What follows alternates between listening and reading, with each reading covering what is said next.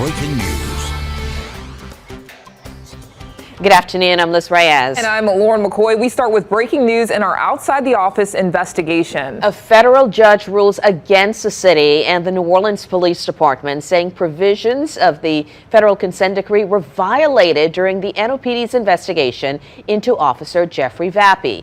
David Jones joins us live in studio, breaking down what we know so far. David.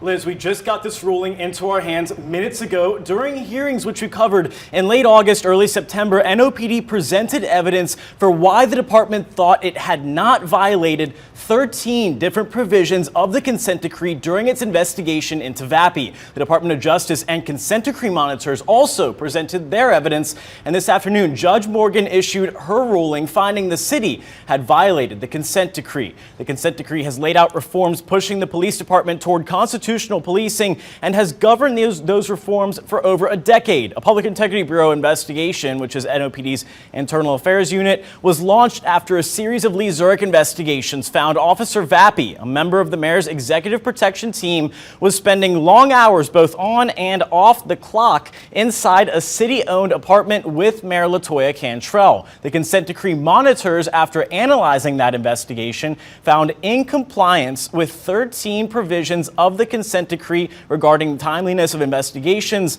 imposition of discipline, and notification of complaints, among other things. Morgan's ruling today basically confirmed the DOJ's position over objections from the city, which had taken an aggressive stance against those accusations. However, prior to today, new NOPD Chief Ann Kirkpatrick submitted a remedial action plan to the court.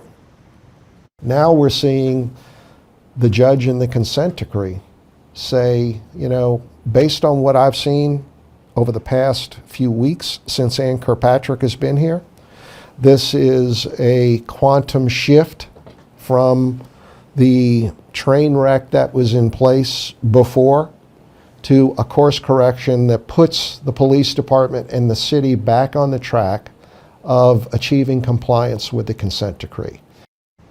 The court deferred any action or sanctions, giving the NOPD time to demonstrate it has implemented Kirkpatrick's corrective plan. Now, Kirkpatrick sent the plan to Judge Morgan on October 30th, outlining changes which include PIB drafting guidance to make sure consent decree monitors are aware of any criminal investigations into members of the NOPD. The proposed changes also include enhanced training for PIB investigators, sharing draft reports with the consent decree team, as well as several changes dealing with transparency and timeliness of investigations. We did reach out to the NOPD, and a spokesperson got back to us saying the remedial efforts in Kirkpatrick's plan demonstrate a meaningful effort to ensure the issues identified by the court are not replicated. Well, thanks a lot there, David. A lot there, a very condensed version, but breaking it down. Good job.